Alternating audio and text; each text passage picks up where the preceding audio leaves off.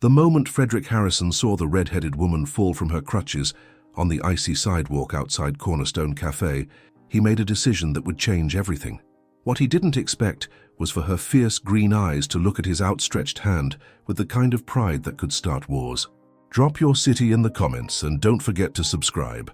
Let's dive into the story. It had been a routine Tuesday morning in December when Fred decided to grab his usual black coffee before the board meeting that would determine his company's future. The 40-year-old tech CEO had built Harrison Industries from a garage startup into a billion-dollar empire. But lately, success felt as cold as the Chicago wind cutting through his designer coat. He'd been walking past the cafe's frost-covered windows when he heard the sharp crack of something hitting ice, followed by a woman's frustrated exhale. The morning sun caught the red strands of her hair like fire against fresh snow as Eva Rodriguez struggled to gather her scattered papers from the sidewalk. Her single crutch lay several feet away, having skittered across the ice when she'd lost her balance outside Cornerstone Cafe. Frederick Harrison stopped mid-stride, his breath forming clouds in the frigid air as he watched her determined attempts to reach her belongings without standing. "Let me help," Fred said, already bending to collect the papers closest to him. Ava's head snapped up, revealing emerald eyes that sparked with something between embarrassment and defiance. "I don't need help," she said firmly, though her position on the ground suggested otherwise. Fred paused, a stack of what appeared to be library notices in his hand. Most people in Chicago knew who he was. His face had been on the cover of Business Weekly just last month. But this woman looked at him with no recognition, only the wariness of someone who'd learned to be suspicious of sudden kindness. "I know you don't need help," Fred replied carefully, setting her papers within her reach instead of handing them to her directly. "But I'm offering it anyway." Something in his tone made Eva study his face more carefully. He was handsome in that polished way wealthy men often were. Dark hair perfectly styled despite the wind, expensive coat that probably cost more than her monthly rent, shoes that had definitely never touched a city sidewalk before today. But his eyes held something unexpected: patience. "Fine," Eva said, accepting his assistance to stand. "But I can manage from here." Fred retrieved her crutch, noting the worn grip tape and the small scratches that spoke of daily use. When he handed it to her, their fingers brushed for just a moment. The contact sent an unexpected jolt through him. When was the last time a simple touch had affected him at all? "Thank you," Eva said, adjusting the crutch under her arm with practiced efficiency. She wore a simple navy coat and sensible boots, but something about her posture commanded respect despite her circumstances. "Are you hurt?" Fred asked, genuinely concerned. "Nothing that wasn't already missing," Eva replied with a dry humor that surprised him. She gestured briefly to her left leg, where her jeans hung slightly loose. "Old news?" Fred felt heat rise in his cheeks at his thoughtless question, but Eva seemed more amused than offended by his discomfort. "I meant from the fall," he clarified. "Bruised pride, mostly." Eva tucked her papers into her bag.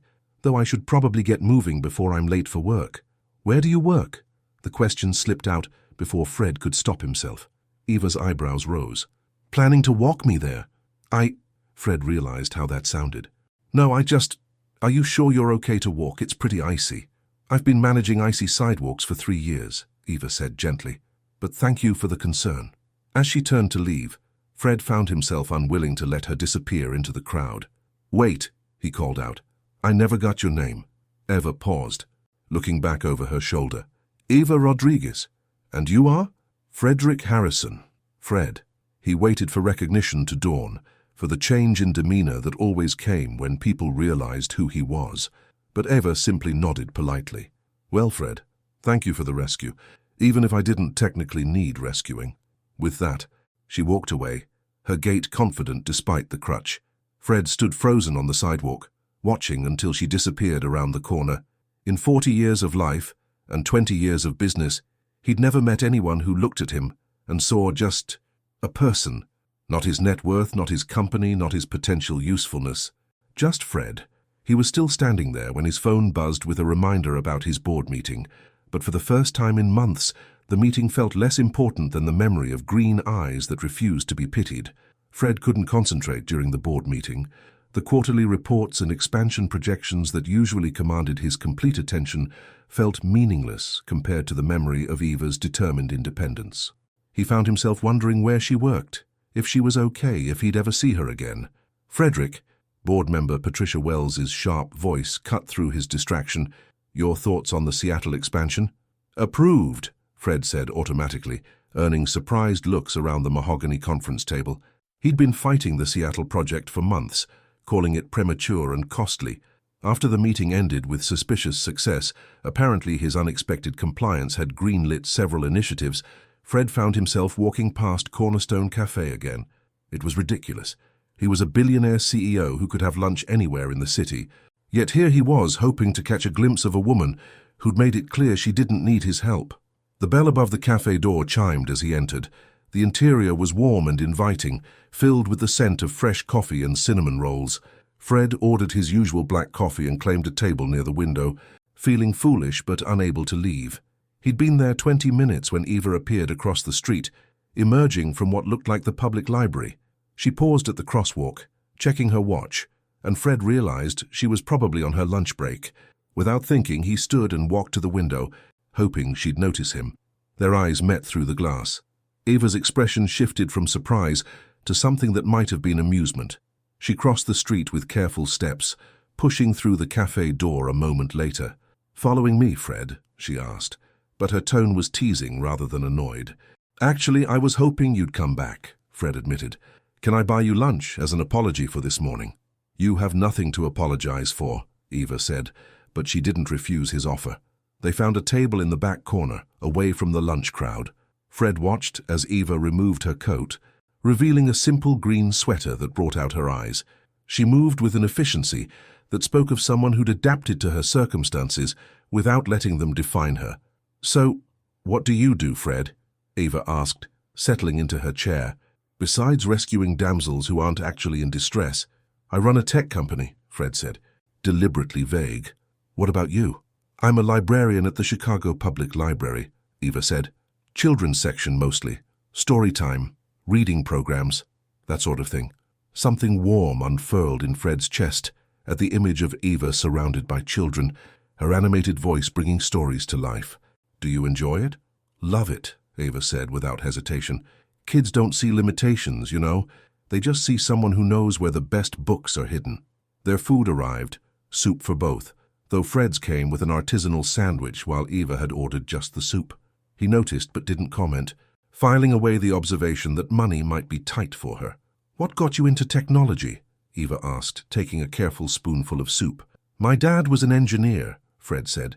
"He died when I was 12, but he'd already taught me that problems were just puzzles waiting to be solved.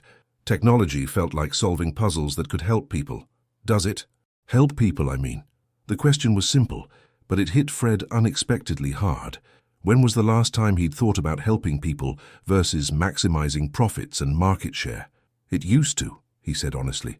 "Maybe it still does, just in ways I've stopped noticing." Eva studied him with those penetrating green eyes. "That sounds lonely." Before Fred could respond, Eva's phone buzzed. She glanced at it and sighed. "I have to get back. Story time waits for no one, especially when you're reading Where the Wild Things Are to 30 kindergartners. "Can I walk you back?" Fred asked. "It's 2 blocks, Fred. I think I can manage." But as they left the cafe together, Fred noticed how she unconsciously adjusted her grip on the crutch when they reached a patch of ice. Without thinking, he offered his arm for balance. Eva hesitated for a moment, then accepted the assistance with grace. "Just until we reach the dry sidewalk," she said. They walked in comfortable silence until they reached the library steps. Eva turned to face him, and Fred was struck again by how beautiful she was, not in the polished, artificial way of the women in his usual social circle, but with a natural warmth that seemed to radiate from within. "Thank you for lunch," Eva said, "and for the escort service." "Eva," Fred began, then stopped. What was he doing? This woman lived in a completely different world from his. She took the bus to work while he had a driver. She worried about the price of soup while he owned restaurants. "What?" Eva prompted. "Nothing," Fred said. "Just thank you for letting me help even when you didn't need it." Eva smiled, the first real smile he'd seen from her. It transformed her entire face, revealing a dimple in her left cheek and making her eyes sparkle with genuine warmth. "Maybe I'll see you around, Fred," she said, then disappeared through the library doors. Fred stood on the sidewalk longer than was reasonable, staring at the building where Eva worked. He had a company to run, deals to close, a life that demanded his attention, but all he could think about was the way Eva had looked at him like he mattered, not his money or his status, just him. For the first time in years, Frederick Harrison found himself caring about someone else's tomorrow more than his own. 3 days passed before Fred saw Eva again, and by then Chicago had been hit with the worst snowstorm in 20 years. The city ground to a halt as 2 feet of snow buried streets and sidewalks, making travel nearly impossible.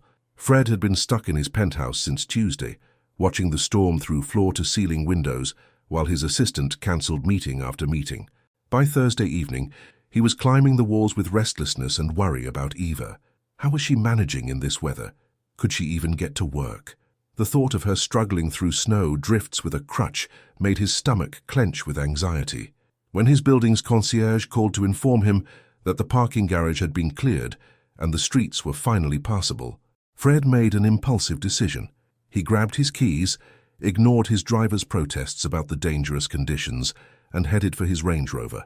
The library had closed early due to the storm, but Fred drove by anyway, hoping against logic that he might catch Eva leaving late.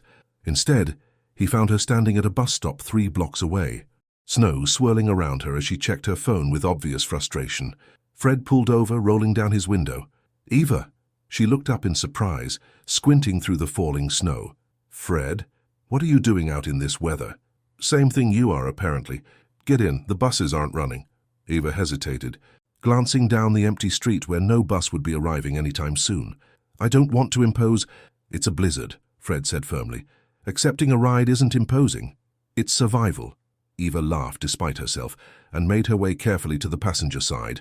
Fred jumped out to help her with the door, noting how the snow had already soaked through her coat and boots. She was shivering as she settled into the heated leather seat. "Where can I take you?" Fred asked, cranking up the heat. "Logan Square," Eva said, then paused. "Actually, just drop me at the nearest train station. The Blue Line might still be running." "In this storm?" "Absolutely not." Fred pulled away from the curb. "I'm driving you home." "Fred, Logan Square is completely out of your way. You probably live in some fancy downtown high-rise." "I do," Fred admitted, "but I also have 4-wheel drive and nowhere else to be." As they drove through the eerily quiet streets, Fred found himself stealing glances at Eva. Her red hair was damp from snow, curling slightly around her face. She'd removed her wet gloves and was rubbing her hands together for warmth.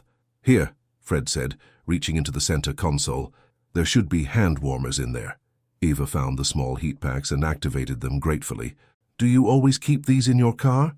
"My assistant stocks the car," Fred said. "She thinks of everything." "Must be nice," Eva said, but without bitterness. "Having someone anticipate your needs like that." "It is," Fred said honestly, "but it also means I rarely have to think about anyone else's needs." Eva gave him a curious look. "Is that a confession?" "Maybe." Fred navigated around an abandoned car. "I've been thinking about that a lot since I met you. When was the last time I actually helped someone without it being a calculated business decision?" "And?" "I couldn't think of a single time." They drove in comfortable silence until Eva pointed to a narrow side street. "Turn here, it's the blue building halfway down." Fred pulled up in front of a modest 3-story apartment building. The sidewalk hadn't been shoveled, and several feet of snow blocked the path to the front door. "This is going to be interesting," Eva muttered, eyeing the obstacle course between the car and her building. "Wait here," Fred said, putting the car in park. "Fred, what are you—" But he was already out of the car, wading through the deep snow toward her building. Eva watched in amazement as this man in an expensive coat began clearing a path with his bare hands, scooping armfuls of snow aside to create a walkable route. When he returned to the car, his coat and hair were covered in snow, but he was grinning like a teenager who'd just won a snowball fight.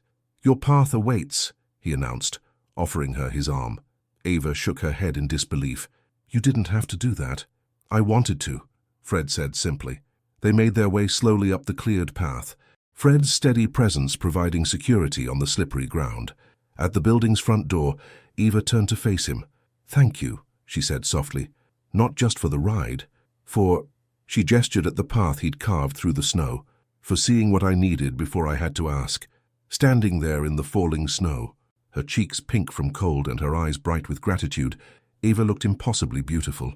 Fred felt something shift inside his chest, a warmth that had nothing to do with physical attraction and everything to do with a connection he'd never experienced before.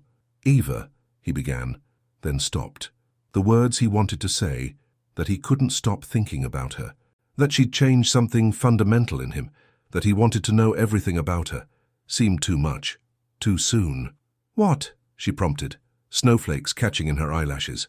"I was wondering, would you have dinner with me tomorrow, if the restaurants are open?" Eva considered this, studying his face in the amber glow of the streetlight. "Fred, we're from very different worlds." "I know," he said, "but maybe that's not a bad thing. It could be complicated." "I don't mind complicated." Eva smiled, that same transformative smile that had haunted his thoughts for days. "Okay," she said, "but somewhere casual. I don't own anything appropriate for the kinds of places you probably frequent." "I know just the place," Fred said, already planning to find the most unpretentious restaurant in the city. 7 o'clock? 7 o'clock, Eva agreed. She paused at her building's entrance. "Drive carefully, Fred. This storm isn't over yet." As Fred drove away, his rearview mirror filled with swirling snow, he realized Eva was right about more than just the weather. This storm, whatever was happening between them, was just beginning, and for the first time in his carefully controlled life, Frederick Harrison was happy to let himself get swept away. The restaurant Fred chose for their date was a small Italian place in Eva's neighborhood, far from the Michelin-starred establishments he usually frequented. He'd spent an hour researching casual restaurants with good reviews and reasonable prices, a task that would have seemed absurd to him a week ago. Fred arrived early, nervous in a way he hadn't been since his first business presentation 20 years ago. He'd changed clothes 3 times, trying to find the balance between underdressed and intimidating. Eventually, he settled on dark jeans and a navy sweater, probably the most casual outfit he'd worn in public since college. Eva arrived exactly on time, and Fred's breath caught when he saw her. She wore a simple black dress with a cardigan, her red hair falling in soft waves around her shoulders. Without her heavy winter coat, he could see how naturally graceful she was, the crutch an extension of her movement rather than an impediment. "You look beautiful," Fred said, rising to greet her. "Thank you," Eva replied, a faint blush coloring her cheeks. "You look different, more approachable. Is that good or bad?" "Definitely good," Eva said with a smile. They were seated at a corner table with soft lighting and checkered tablecloths. The restaurant hummed with quiet conversation and the clink of silverware, a warm, intimate atmosphere that Fred found surprisingly appealing after years of power dinners in sterile corporate settings. "This is perfect," Eva said, looking around appreciatively. "How did you find it?" "Research," Fred admitted. "I realized I know every expensive restaurant in the city, but couldn't name a single place that serves good food without requiring a reservation and a credit check." Eva laughed. "Well, you chose well. I love authentic Italian food, and this place has been here for 40 years. As they studied their menus, Fred found himself fascinated by Eva's enthusiastic descriptions of different dishes. She approached the simple act of choosing dinner with a joy that was infectious. "The lasagna is legendary," Eva told him. "Mrs. Benedetti has been making it the same way since 1984, but the chicken marsala is incredible too, and the portions are huge, so you'll have lunch tomorrow." She trailed off, perhaps realizing that Fred probably didn't worry about having leftovers for lunch. "The lasagna sounds perfect," Fred said. "And you're right about tomorrow's lunch. I usually eat the same salad every day because I don't have time to think about food." "That's terrible," Eva said with genuine concern. "Food should be one of life's pleasures, not just fuel." "I'm beginning to realize there are a lot of pleasures I've been missing," Fred said quietly. Something in his tone made Eva look at him more carefully. "Like what?" "Like this," Fred gestured around the cozy restaurant. "Like conversations that aren't about quarterly projections or market penetration, like worrying about whether someone else is happy." The waiter interrupted to take their order, and Fred watched Eva interact with the older man with genuine warmth, asking about his family and remembering details from previous visits. It was clear she was a regular here, beloved by the staff. "You come here often?" Fred asked after the waiter left. "Once a month, usually," Eva said. "It's my celebration dinner." "What do you celebrate?" Eva's smile turned slightly embarrassed. "It's silly, but every month that I make my bills and have a little left over, I treat myself to dinner here. It reminds me that I'm not just surviving, I'm actually living." Fred felt something twist in his chest. He spent more on a single lunch than Eva's entire monthly celebration budget. "That's not silly at all. It's smart to acknowledge your victories." "What about you?" Eva asked. And how do you celebrate your victories? Fred considered this. I don't think I do. I just move on to the next goal. That sounds exhausting. It is, Fred realized, saying it out loud for the first time. Their food arrived, and Fred watched Eva close her eyes in bliss at her first bite of lasagna. Her genuine pleasure in something so simple made him see his own life with stark clarity. When was the last time anything had brought him that kind of uncomplicated joy? Tell me about your family, Eva said between bites. Not much to tell, Fred replied. My father died when I was young. My mother remarried and moved to Florida. We talk at Christmas. I'm sorry about your father. It was a long time ago.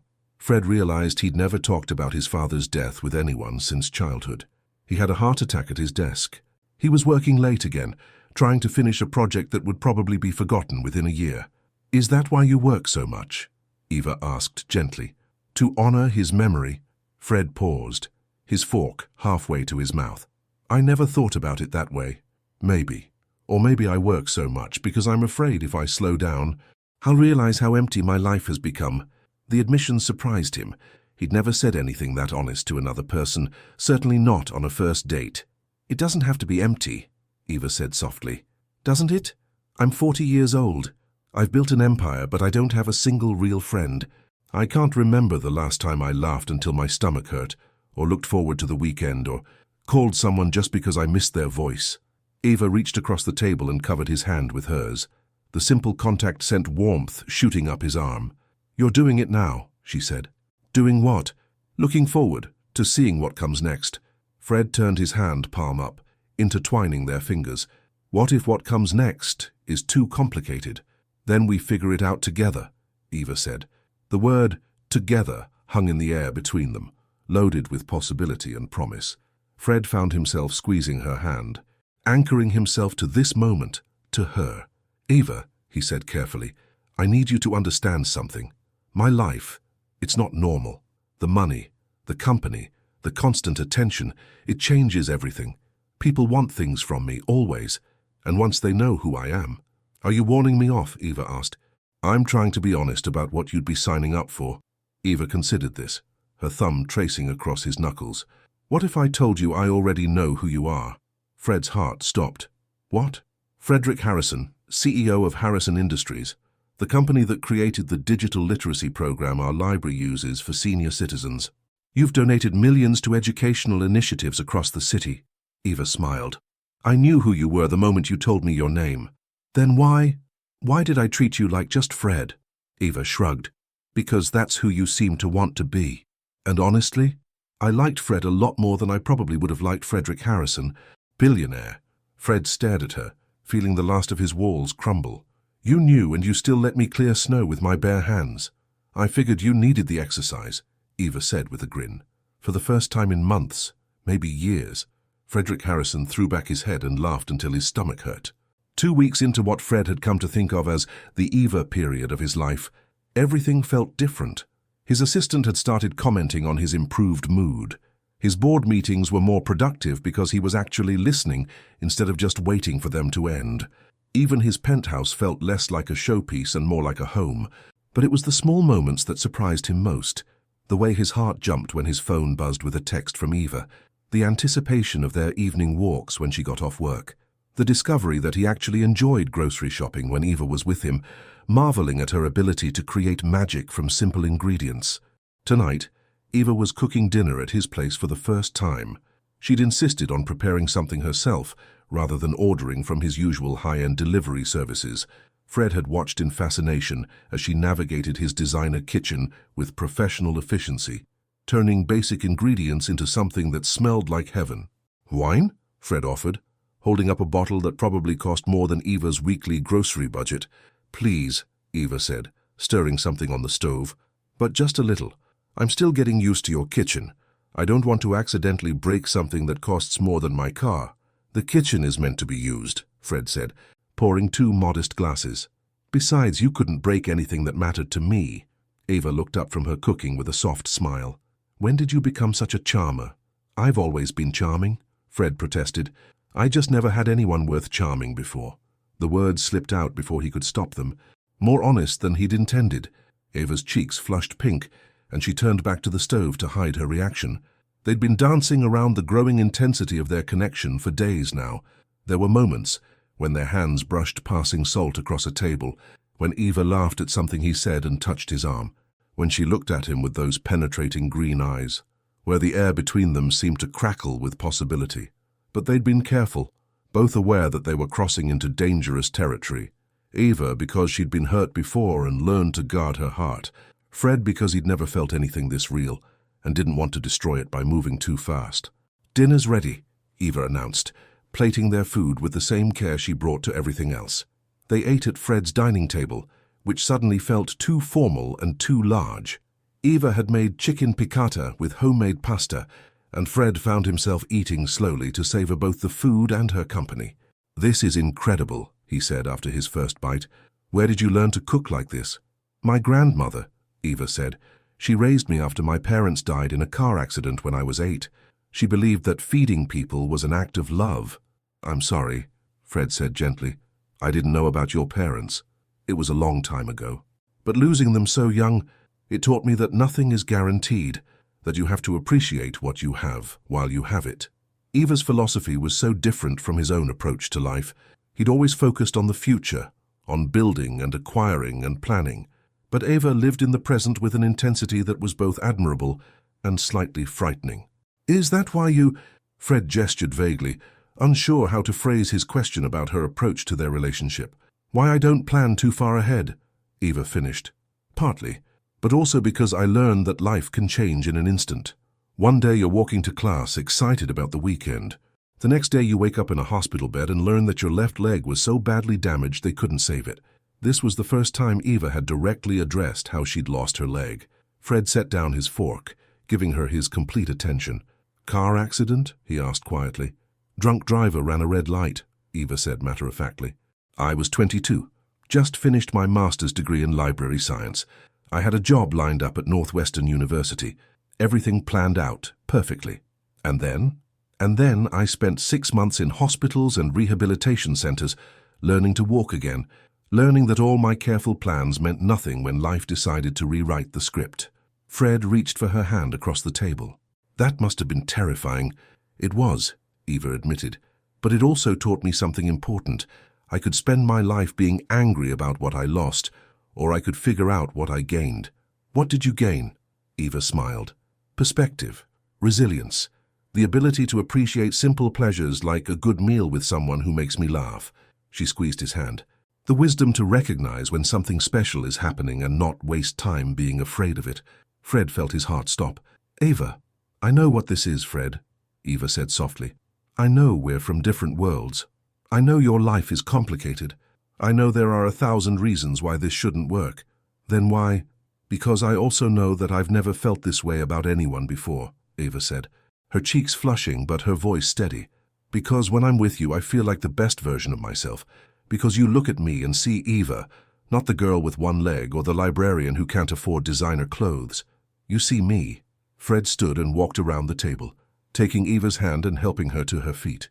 They stood close enough that he could smell her perfume, something light and flowery, that probably came from a drugstore but somehow suited her perfectly. "I need you to know," Fred said, his voice rough with emotion, "that you're the first person in 20 years to see past the money and the company to find just me. You're the first person who's ever made me want to be better than I am." "You don't need to be better," Eva whispered. "You just need to be yourself." The space between them seemed to shimmer with tension. Fred raised his hand to cup Eva's cheek, his thumb tracing the line of her cheekbone. Her eyes fluttered closed at his touch. "Eva," he murmured, and then his phone rang. The harsh sound shattered the moment like glass. Fred closed his eyes in frustration, but years of business conditioning made him glance at the caller ID. It was his head of security, calling at nearly midnight on a Friday. That could only mean trouble. "I have to take this," Fred said apologetically.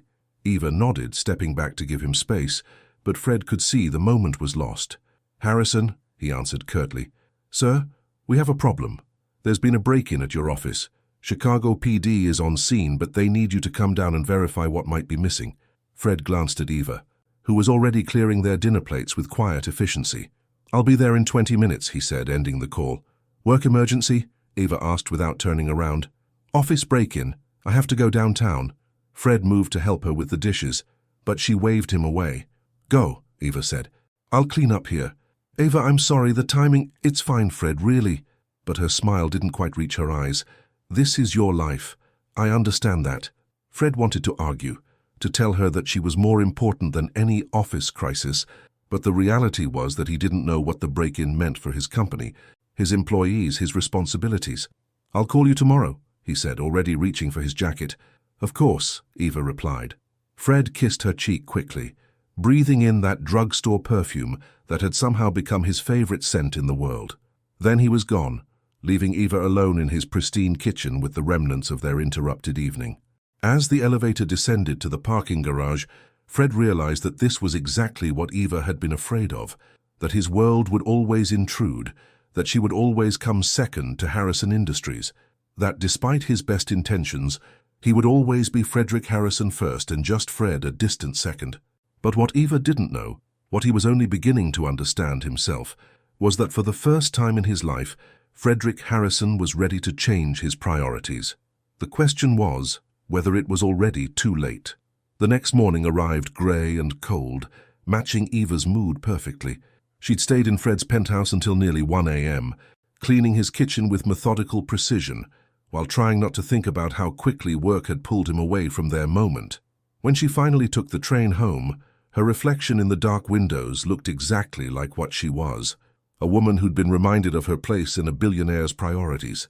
Fred called at 7 a.m., his voice tight with exhaustion and frustration. "Eva, I'm so sorry about last night. The break-in was more serious than we thought. They got into our research servers, and we're dealing with potential corporate espionage." "It's okay, Fred," Eva said, though it wasn't entirely true. "I understand that your work is demanding." "No, it's not okay," Fred said firmly. "You made me a beautiful dinner, and I left you alone to deal with dishes and disappointment. Let me make it up to you. Are you free tonight?" Eva hesitated. Part of her wanted to say yes, to pretend that the previous evening hadn't raised questions she'd been trying to avoid. But another part, the part that remembered learning to walk again after losing her leg, knew that hope could be more dangerous than despair. "Actually, I have plans," Eva said, which was technically true. She planned to stay home, grade the children's book reports that were due Monday, and think seriously about whether she was setting herself up for heartbreak. The silence on the other end of the line stretched long enough that Eva wondered if the call had dropped. "Eva," Fred said finally, his voice careful, "are you pulling away from me?" The question was so direct, so vulnerably honest, that Eva felt her throat tighten. "I'm being realistic, Fred. Last night reminded me that we live in completely different worlds. Your emergency was worth millions of dollars. Mine involved making sure 6-year-olds return their library books on time. Your work matters just as much as mine," Fred said with surprising intensity. "Maybe more." "That's sweet, but we both know it's not true, and that's okay. It's just the reality of who we are." After Eva ended the call, she spent the day trying to focus on normal activities. She did laundry, organized her small apartment, called her friend Maria to chat about everyday things. But Fred's absence felt like a physical ache, which only proved her point. She was already too invested in someone whose life would always require him to leave at a moment's notice. That evening, Eva was settling in with a cup of tea and her student's assignments when someone knocked on her door. She checked the peephole and found Fred standing in the hallway, looking uncharacteristically rumpled in jeans and a sweater, holding a large pizza box. "What are you doing here?" Eva asked as she opened the door. "Proving that you matter more than Harrison Industries," Fred said simply. "I brought dinner. Nothing fancy, nothing that requires my designer kitchen or a reservation. Just pizza from the place down the street and my complete, uninterrupted attention." Eva studied his face, noting the tired lines around his eyes and the determined set of his jaw. "What about your corporate espionage crisis?" "I have excellent people handling it, people I pay very well to solve problems so that I can have a personal life." Fred shifted the pizza box to one hand and reached for Eva's fingers with the other. "Eva, I've spent 20 years building a company, and in the process, I forgot to build a life. You're the first person who's ever made me want both."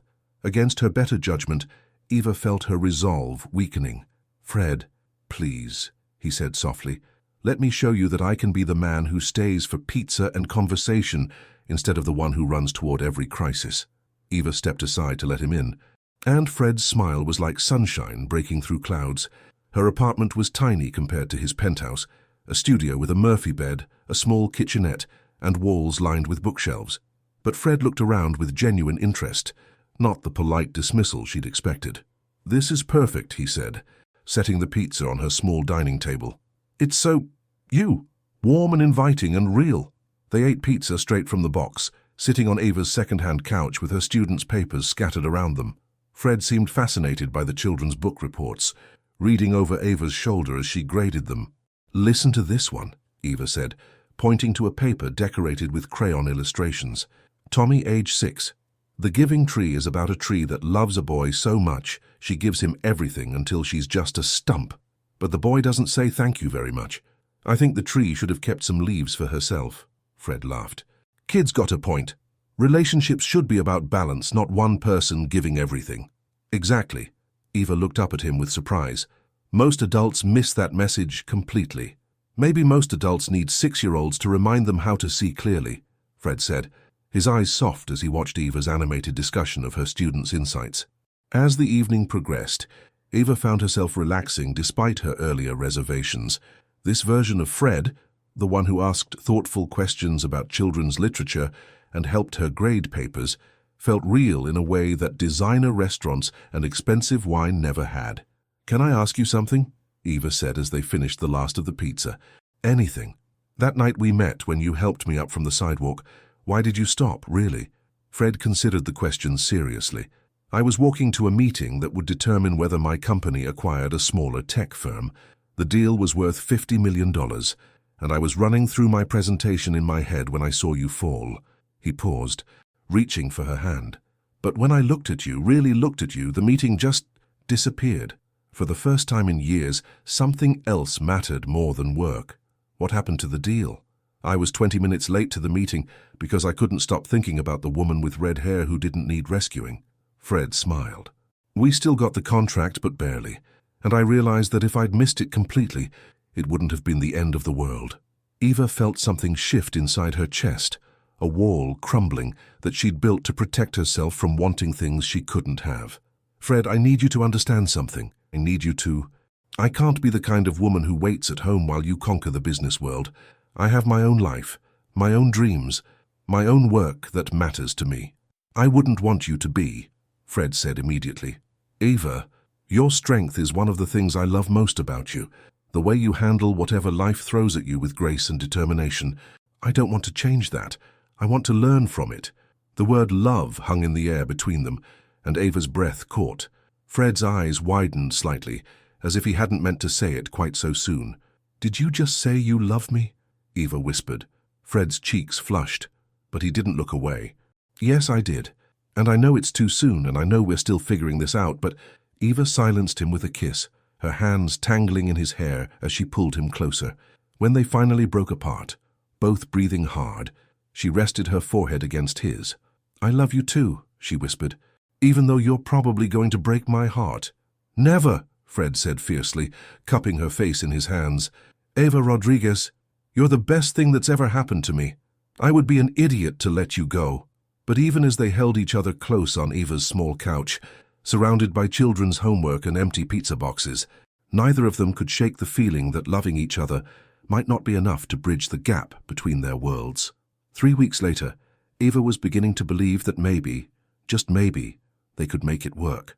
Fred had kept his promise about prioritizing their relationship, delegating more responsibilities to his executive team, and actually turning off his phone during their dinner dates. They'd fallen into a comfortable routine of alternating between his penthouse and her apartment, finding joy in both luxury and simplicity. Eva was at Fred's place on a snowy Tuesday evening, reading in his living room while he finished some work in his home office. She'd just gotten up to make tea when she noticed a magazine lying open on his kitchen counter, Chicago Business Weekly, featuring an interview with Fred about Harrison Industries' latest acquisition. Eva was about to flip past it when a sidebar article caught her eye. The Caldwell Public Library closure. Another casualty of urban development? Her blood ran cold as she read the first few paragraphs. The Caldwell branch, where she'd worked for 2 years before transferring to the main library, was being forced to close because their building had been sold to a development company. The article mentioned that the developer planned to tear down the historic building, to construct luxury condominiums. Eva's hands started shaking as she reached the end of the piece. The property was acquired by Meridian Development, a subsidiary of Harrison Industries, for an undisclosed amount. CEO Frederick Harrison was not available for comment on the library closure. The magazine fell from Eva's numb fingers, landing on the kitchen floor with a soft thud. Meridian Development, Harrison Industries. Fred's company had bought her old library and was planning to destroy it. Eva? Fred's voice came from behind her, warm and concerned. Are you okay? You look pale. Eva turned slowly to face him, the magazine article burning in her mind like acid. The Caldwell Library, she said, her voice barely above a whisper. You bought the Caldwell Library? Fred's expression shifted from concern to something that looked almost like panic. Eva, let me explain. You're tearing it down. The words came out flat, emotionless. You're destroying it to build condos. The building was already condemned, Fred said quickly. The city was going to demolish it anyway because the foundation was unsound. We're not the villains here. You're not the villains, Eva's voice rose despite her efforts to stay calm. That library served one of the poorest neighborhoods in Chicago. Those families depend on that branch for internet access, after-school programs, literacy classes for adults who never learn to read properly, and you're replacing it with luxury housing they'll never be able to afford. Fred ran his hands through his hair, a gesture Eva had come to recognize as his tell when he was stressed. Eva, this is business. The library board made the decision to sell because they couldn't afford the necessary repairs. We just happened to be the highest bidder. Just happened to be, Eva repeated. Fred, do you hear yourself? This isn't some abstract business decision.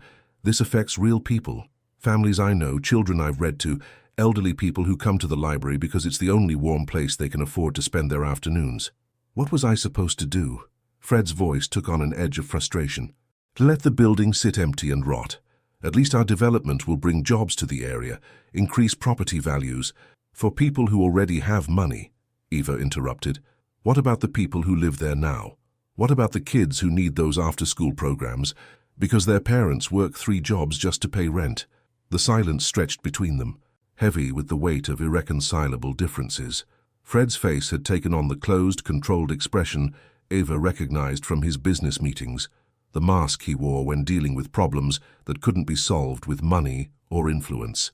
Eva, Fred said carefully, I understand that you're upset, but this project was in development long before we met.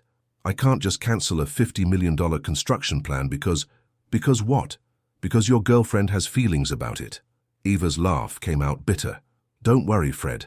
I'm not asking you to change your business practices for me. I wouldn't dream of being that inconvenient. That's not what I meant, Fred said, stepping closer. Eva, please, we can figure this out. Maybe there's a way to incorporate community space into the new development, or fund programs at other library branches. Stop, Eva said, holding up her hand. Just stop. Do you know what the worst part is? It's not that you bought the library. It's that you never mentioned it. 3 weeks of talking about everything under the sun, and somehow this never came up. Fred's jaw tightened.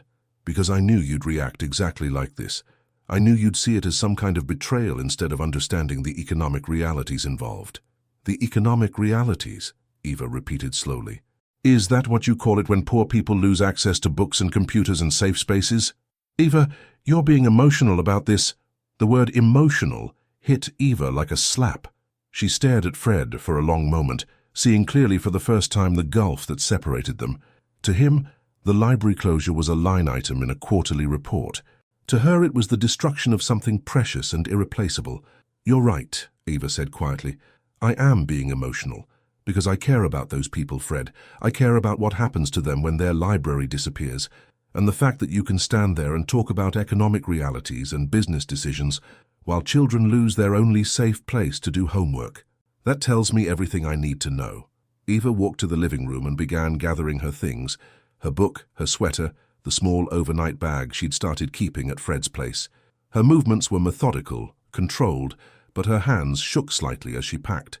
Where are you going? Fred asked. Following her. Home, Eva said without looking at him. I need to think. Eva, please don't leave like this. We can work through this disagreement. This isn't a disagreement, Fred, Eva said, finally meeting his eyes. This is a fundamental difference in values. You see a building that's not profitable enough to maintain. I see a community resource that's being stolen from people who need it most. Fred's expression hardened. And you see me as the villain in your story, the rich man destroying everything good in the world for profit. Eva's heart clenched at the hurt in his voice, but she couldn't deny the truth of what he'd said. I don't want to see you that way, Fred, but I also can't pretend that what you do doesn't matter to me. She headed for the door, but Fred's voice stopped her. So that's it? You're just going to walk away? Eva turned back one more time, memorizing his face. The dark hair that was always perfectly styled, the expensive clothes, the watch that cost more than most people's annual salaries, but also the genuine confusion in his eyes, the hurt that he was trying to hide behind anger. I'm not walking away from you, Fred, she said softly. I'm walking away from the fantasy that we could make this work despite who we are. You're Frederick Harrison, CEO of a billion-dollar corporation, and I'm Eva Rodriguez, a librarian who believes that some things matter more than money. Maybe we were foolish to think those two people could build a life together. The elevator doors closed between them with a soft ding, and Eva pressed herself against the back wall as the car descended.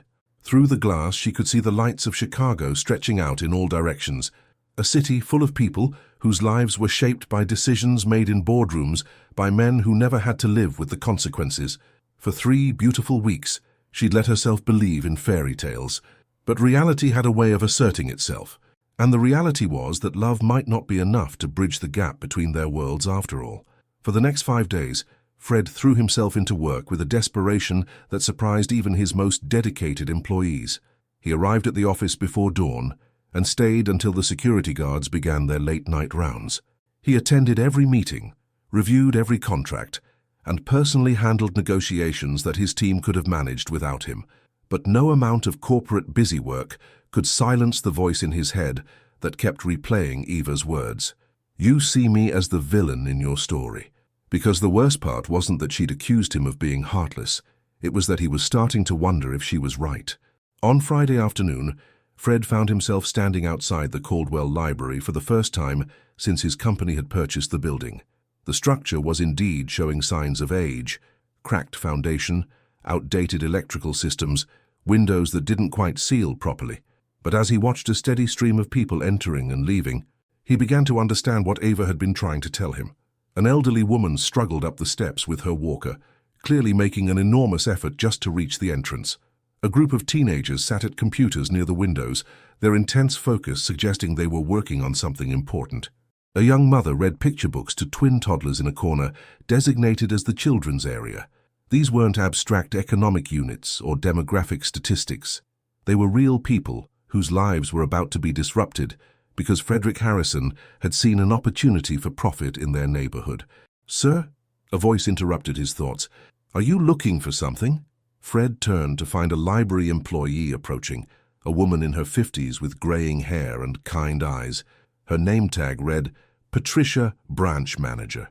I'm just observing, Fred said, which was technically true. Patricia smiled. Well, observe away. We love it when people discover our little branch, though I have to admit we're not going to be here much longer. The building's been sold to some development company. Fred's stomach clenched. That must be difficult for the community. Devastating, really, Patricia said, her professional cheerfulness dimming slightly. We serve about 2,000 families in this neighborhood. Most of them don't have reliable internet access at home, so they depend on us for job applications, homework help, government services, you name it. The nearest library branch is 12 miles away, and a lot of our patrons don't have cars. Isn't the city planning to provide alternative services? Fred asked, though he already knew the answer. Patricia's laugh held no humor. The city's budget is stretched thin. They keep promising to find us a new location, but between you and me, I don't think it's going to happen. Not in this neighborhood, anyway. Fred watched as a teenage boy approached Patricia with obvious excitement, holding up what looked like a college application. Miss Patricia, look, I finished my essay for the scholarship. Will you read it over one more time? Of course, Marcus, Patricia said, her face lighting up with genuine pride. Let's take a look. As Patricia reviewed the boy's work, making encouraging comments and gentle suggestions, Fred realized he was witnessing exactly what Eva had described, a community resource that couldn't be measured in quarterly profits or property values.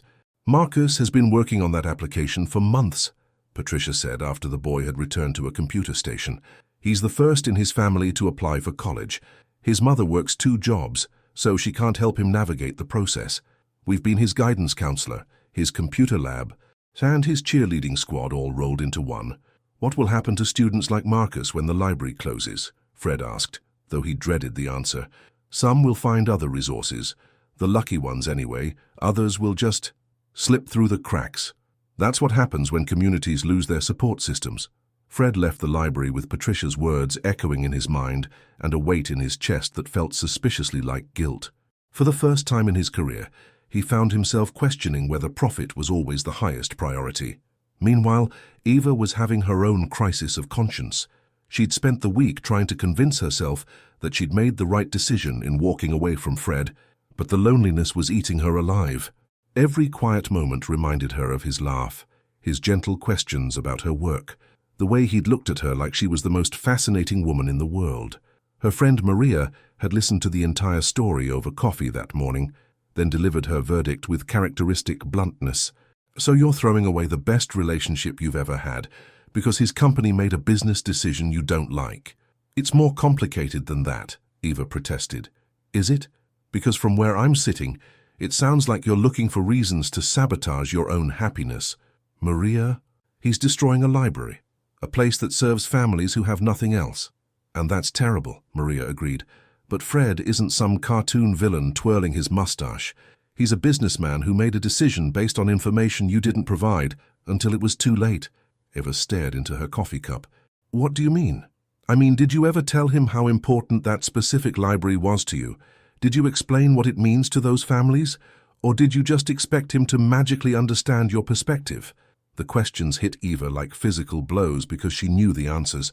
She'd never mentioned the Caldwell branch to Fred, had never explained her personal connection to that community.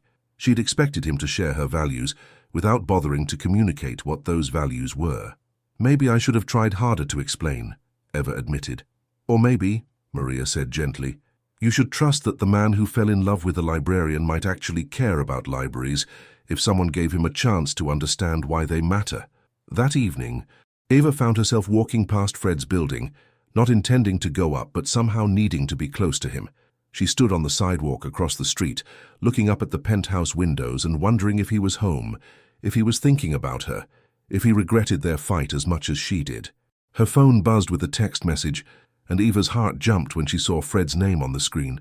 I visited the Caldwell Library today. You were right. I was wrong. Can we talk? Eva stared at the message for a long moment, her thumb hovering over the reply button. Part of her wanted to run upstairs and throw herself into his arms, but another part, the part that had learned to protect itself after years of disappointment, whispered that one visit to a library didn't change who he was or how their worlds would always clash. Still, as Eva finally typed back, "Yes, we can talk," she couldn't deny the flicker of hope that sparked in her chest. Maybe Maria was right. Maybe she'd been so busy protecting herself from heartbreak that she'd forgotten to fight for the love she'd found. Maybe it wasn't too late to try again. They met the next morning at Cornerstone Cafe, the same place where their story had begun 6 weeks ago. Eva arrived first, claiming their old table near the window, and tried to calm her racing heart. When Fred walked through the door, looking tired and somehow smaller than she remembered, her resolve to keep things casual nearly crumbled. "Thank you for agreeing to see me," Fred said as he sat down across from her. "Your text said you visited the Caldwell Library," Eva said, skipping pleasantries. "What did that accomplish?" Fred signaled the waitress for coffee before answering. "It made me realize that I've been making decisions about communities I've never bothered to understand. That building isn't just real estate to those families. It's their connection to opportunities they can't find anywhere else." Eva studied his face, looking for signs that this was just another business pitch, but Fred's expression was open, vulnerable in a way she'd never seen before. "One visit doesn't change the fact that you're still planning to tear it down," Eva said carefully. "Actually, it does." Fred reached into his jacket and pulled out a folder. "I've been working with my legal team since yesterday morning. We're donating the Caldwell building to the city with the stipulation that it must remain a public library. We're also funding a complete renovation to bring it up to current safety codes." Eva's coffee cup froze halfway to her lips. "You're what?" "Giving it back," Fred said simply, "and paying to fix everything that's wrong with it. The families who depend on that library will have their community resource, and Marcus will have a place to work on his college applications. Marcus? The teenager who was working on scholarship essays. Patricia told me about him. Fred leaned forward. Eva, you were right about everything. I was so focused on profit margins that I forgot why I got into business in the first place, to create something that would help people. Eva felt tears prick at her eyes, but she blinked them back. Fred, that's incredible. But why are you telling me this? We both agreed that our worlds are too different. Because I realized something when I was standing in that library, watching Patricia help Marcus with his essay. Fred reached across the table for Eva's hand. I realized that my world doesn't have to be about profit and competition and treating people like numbers on a spreadsheet. I can choose what kind of man I want to be, what kind of company I want to run. And what kind is that? The kind that builds libraries instead of tearing them down. The kind that creates jobs for people who need them, not just shareholders who want higher returns. The kind that makes decisions based on what's right, not just what's profitable. Eva's heart was pounding so hard she was sure Fred could hear it. That's a beautiful sentiment, but changing an entire corporate philosophy isn't as simple as deciding to be different. You're right, Fred agreed. It's going to be complicated and messy and probably cost me money in the short term. But you know what I learned from a very wise librarian? Some things matter more than money. The tears Eva had been fighting finally spilled over. Fred, I'm not asking you to fix me or save me from myself, Fred continued. I'm asking you to be patient while I figure out how to be the man you deserve. The man I want to be. What if you decide it's too hard? What if the board pressures you to go back to business as usual? Then I'll step down as CEO, Fred said without hesitation. Eva, I've spent 20 years building Harrison Industries, but I'd give it all up tomorrow if it meant having a chance with you. You don't mean that. I've never meant anything more in my life. Fred's voice was steady. Certain. The company will survive without me, but I won't survive without you. Eva stared at him, trying to process what he was telling her. Fred, you can't rebuild your entire value system for one person. That's not sustainable. I'm not doing it for you, Fred said. I'm doing it for me. Because you showed me what I was missing. What kind of life I could have if I stopped hiding behind quarterly reports and profit margins. You showed me what it feels like to care about someone more than you care about winning. The cafe bustled around them. Other customers ordering coffee, servers clearing tables, the gentle hum of conversation. But Eva felt like she and Fred were suspended in their own private world. There's something I need to tell you, Eva said softly, about why I was so angry about the library. What is it? I worked at the Caldwell branch for 2 years before transferring downtown. Those families you saw, I know most of them by name. Patricia hired me when no other library would consider me because of my disability. She took a chance on me when I needed it most. Fred's eyes widened with understanding. So when I bought the building, it felt like you were destroying my past, erasing people who'd been important to me. Eva wiped at her cheeks with the back of her hand. But I never told you any of that. I expected you to just know, and that wasn't fair. Eva, I should have asked more questions, should have researched the impact on the community before making the acquisition. We both made mistakes, Eva said. The question is, what do we do now? Fred stood up and walked around the table, kneeling beside Eva's chair despite the curious looks from other cafe patrons. Now we try again, he said, taking both of her hands in his. But this time, we communicate better. This time I listen when you tell me about things that matter to you. This time we figure out how to blend our worlds instead of pretending we have to choose between them. Eva looked down at their joined hands, his smooth and manicured, hers bearing small scars from years of library work and daily living with a prosthetic. Such different hands, but somehow they fit together perfectly. What if we're too different? Eva whispered. What if love isn't enough? Then we'll find out together, Fred said. But Eva, I'd rather fail at loving you than succeed at living without you. Before Eva could respond, her phone rang with an unfamiliar number. She almost ignored it, but something made her glance at the caller ID. Hello? She answered hesitantly. Is this Eva Rodriguez? The voice was elderly, female, and vaguely familiar. Yes, this is Eva. My dear, this is Margaret Harrison, Frederick's grandmother. Eva's eyes flew to Fred's face, which had gone completely white. Mrs. Harrison, I'm calling because I have something that belongs to you, something your grandmother left for you before she died. Would it be possible for you to visit me today? I think it's time you learned the truth about your family's connection to mine." The line went dead, leaving Eva staring at her phone in shock. Fred was still kneeling beside her chair, but now his expression had shifted from hopeful to something that looked almost like fear. "Eva," he said quietly, "there's something I need to tell you about the day we met, something I should have mentioned weeks ago." But Eva was already standing, her mind racing with questions she wasn't sure she wanted answered. Because suddenly, their chance encounter outside the cafe was beginning to feel like something else entirely, like destiny, or manipulation, or a coincidence too perfect to be believed. "Your grandmother knew mine?" Eva asked, though she was beginning to suspect the answer was far more complicated than a simple yes or no. Fred's silence was answer enough. Margaret Harrison lived in a Victorian mansion in Lincoln Park that looked like it had been frozen in time around 1950. At 93, Fred's grandmother still possessed the kind of elegance that spoke of old money and older secrets. She greeted Eva at the door personally, despite having a house full of staff, and embraced her like a long-lost granddaughter. "You look exactly like her," Margaret said, studying Eva's face with eyes that were the same warm brown as Fred's. "Sophia would be so proud of the woman you've become." Fred had driven Eva to his grandmother's house in tense silence, and now he stood awkwardly in the ornate foyer like a stranger in his own family's home. "Margaret," Fred said carefully, "perhaps we should all sit down before I explain why you've been lying to this dear girl for weeks," Margaret interrupted with a sharp look at her grandson.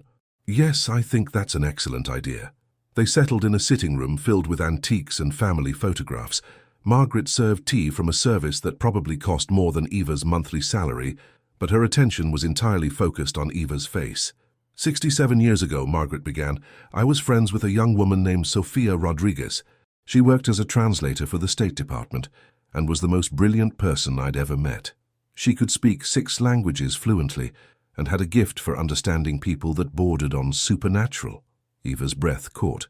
My grandmother was Sophia Rodriguez, but she died when I was 8, and she never mentioned knowing anyone named Harrison. That's because she promised never to contact our family again, Margaret said gently. You see, dear, your grandmother and my late husband had a brief but intense love affair in 1956. She was married to your grandfather at the time, and when she became pregnant, she had to make an impossible choice. The teacup slipped from Eva's numb fingers, shattering on the hardwood floor. What are you saying? I'm saying that your father, Roberto Rodriguez, was actually Roberto Harrison. He was my husband's son, which makes you my step-granddaughter. Margaret reached for Eva's hands. Frederick isn't just some man you met by chance, dear. He's your cousin. That's impossible, Eva whispered, looking between Margaret and Fred with growing horror. We can't be second cousins, Fred said quietly. He'd gone completely pale and wouldn't meet Eva's eyes. And I've known since the second week we started dating. Eva felt the world tilt sideways. You've known? For how long? I had you investigated after our first dinner together, Fred said miserably. It's standard procedure for anyone I get involved with, security protocols. When the report came back showing your family history, I hired a genealogist to verify the connection. And you said nothing? Eva's voice rose despite the elegant surroundings. For weeks you let me fall in love with you while knowing we're related. The connection is distant enough that it's not technically. Stop. Eva held up her hand. Just stop talking. Margaret cleared her throat delicately. Perhaps I should explain why I asked you here today. No, Eva said, standing abruptly. I don't want to hear any more family secrets or shocking revelations. I want to go home. Eva, please, Fred began, but she was already walking toward the door. Did you plan this? Eva demanded, whirling to face him. The meeting at the cafe, the coincidental timing, was any of it real? Fred's face crumpled. The meeting was real. I had no idea who you were when I helped you up from the sidewalk, but after I found out about the family connection, I should have told you immediately. Yes, you should have. Eva's voice was cold, controlled. Instead, you let me believe in fairy tales while you decided whether your poor relation was worth the complication. It wasn't like that, Fred protested. I was going to tell you, but then I fell in love with you, and I was terrified you'd disappear if you knew the truth. So you lied. For weeks. I avoided the subject, Fred corrected weakly. Which is lying. Eva looked between Fred and Margaret, seeing the family resemblance clearly for the first time. You're both Harrisons. You both think you can manipulate people for their own good. make decisions about other people's lives without consulting them. That's not fair, Fred said. Isn't it? You bought my library without considering the community impact. You investigated me like a business acquisition. You hid our family connection because you thought you knew better than I did how I'd react. When exactly were you planning to treat me like an equal partner instead of another problem to be managed? Fred had no answer for that, and his silence spoke volumes. Margaret rose from her chair, moving to an antique secretary desk in the corner. Before you leave, dear, there's something your grandmother wanted you to have. She returned with a small wooden box, beautifully carved but showing signs of age. Sophia left this with me before she died, with instructions to give it to her granddaughter if she ever came looking for family history. Despite her anger, Eva found herself accepting the box. Inside, nestled in faded silk, lay a delicate gold locket and a letter written in Spanish, in her grandmother's familiar handwriting. "What does it say?" Margaret asked gently. Eva read silently for a moment, tears streaming down her face. She says she never regretted the choice she made, but she always wondered what would have happened if she'd been brave enough to follow her heart instead of her obligations. She says she hopes I'll be braver than she was. "And are you?" Margaret asked. "Brave enough to follow your heart?" Eva looked at Fred, seeing the man she'd fallen in love with, but also seeing all the ways he'd failed to trust her with the truth. "My heart led me to a man who thinks love means protecting me from information I have a right to know, who solves problems by throwing money at them, and makes decisions about my life without consulting me." "Eva," Fred said desperately, "I know I handled this wrong, but the way I feel about you, that was never a lie. Everything between us was real." "Was it? Because I don't know how to separate the real from the performance anymore." Eva closed the locket box and tucked it into her purse. "I need time to think about all of this." "How much time?" Fred asked. "I don't know. Maybe a lot. Maybe forever." Eva walked to the door, then paused. "Thank you, Margaret, for telling me the truth about my grandmother, even if it came 67 years late." As Eva left the Harrison mansion, she felt like she was walking away from more than just Fred. She was walking away from the last traces of her childhood fantasies about love conquering all obstacles. Because sometimes the obstacles weren't external circumstances or social differences. Sometimes the obstacles were the people we loved making choices that revealed who they really were underneath all the charm and good intentions. And sometimes, Eva realized as she climbed into a taxi, the bravest thing wasn't following your heart. It was knowing when to walk away from someone who would never see you as strong enough to handle the truth. But as the taxi pulled away from the mansion, Eva found herself clutching her grandmother's locket and wondering if there was a difference between being brave and being afraid to try again. Because despite everything, the lies, the family connection, the fundamental differences in how they approached love and trust, Eva couldn't deny that Frederick Harrison had changed her life in ways that went far beyond heartbreak. The question was whether that change was worth fighting for, or whether some love stories were meant to end before they had a chance to truly begin. 6 months later, Eva stood in the renovated Caldwell Library, watching Marcus, now a college freshman home for Christmas break, help younger students with their homework applications. The building gleamed with new lighting, updated computer equipment and fresh paint, but it still felt like home. Patricia approached with a warm smile. "He's doing well at Northwestern thanks to that scholarship. He stops by every week when he's home to help the younger kids." "That's wonderful," Eva said, genuinely pleased. "You know, the donor who funded our renovation has established a small scholarship program for neighborhood students," Patricia added casually. "He's quite insistent on remaining anonymous, but he requires all recipients to volunteer at the library as part of their award." Eva's heart skipped. She'd wondered about the anonymous benefactor, but had been afraid to ask too many questions. "That's generous of him." "Indeed. He also funded the new children's programming you designed, the one that pairs literacy instruction with job training for parents." Patricia's eyes twinkled knowingly, almost as if someone told him exactly what this community needed. Before Eva could respond, the library doors opened and Frederick Harrison walked in, looking nervous and carrying a small wrapped package. He'd lost weight over the past 6 months, and there was something different about his posture, less commanding, more humble. "Hello, Eva," he said quietly. "Fred." Eva's voice was steady, though her heart was racing. "What are you doing here?" "It's Christmas Eve," he said simply, "and there's something I wanted to give you." Eva accepted the package with trembling fingers. Inside was her grandmother's locket, but now it had been restored to its original beauty, the tarnish removed and a new chain added. "You fixed it," Eva whispered. "I had it appraised for the restoration," Fred said. "The jeweler found something interesting inside. There's an inscription on the back of your grandmother's photograph." Eva opened the locket carefully. Behind the small photo of Sofia Rodriguez, in tiny engraved letters, were the words, "Courage is not the absence of fear, but acting in spite of it." "I've been thinking about courage a lot lately," Fred said.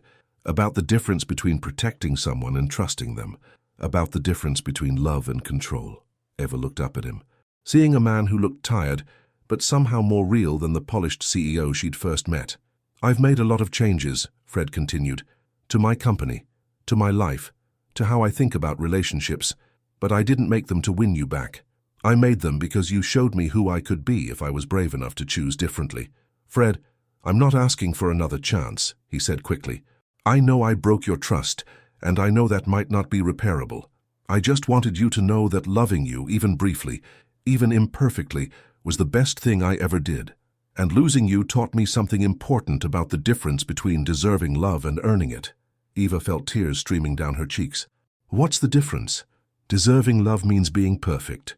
Earning love means being honest about your imperfections and working every day to be worthy of the trust someone places in you." Fred stepped closer, but didn't try to touch her.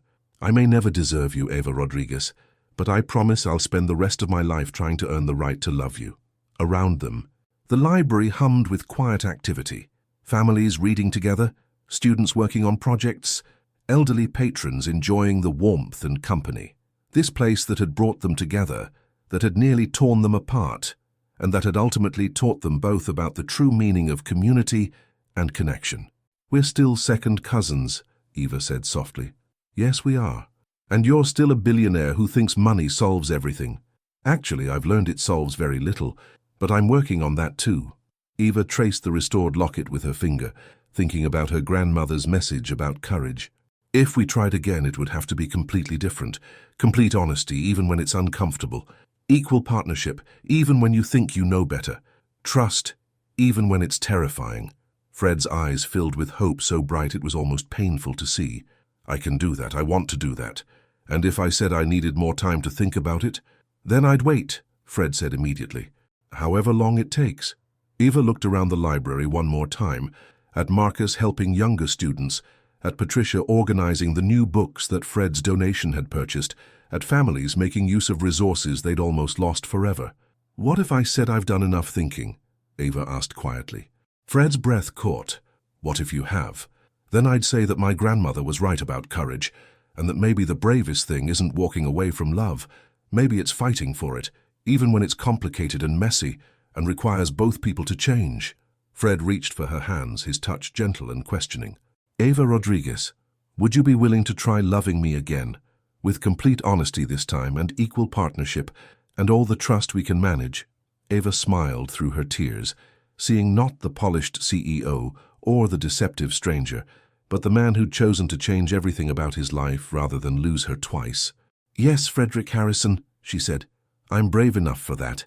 As they kissed there in the middle of the library, surrounded by books and possibilities and the quiet satisfaction of a community saved, Eva realized that the best love stories weren't about perfection. They were about two imperfect people choosing each other again and again, learning to trust not just in love, but in their ability to build something worthy of that love together. And sometimes, if you were very lucky, that choice was enough to transform not just two lives, but an entire community along the way.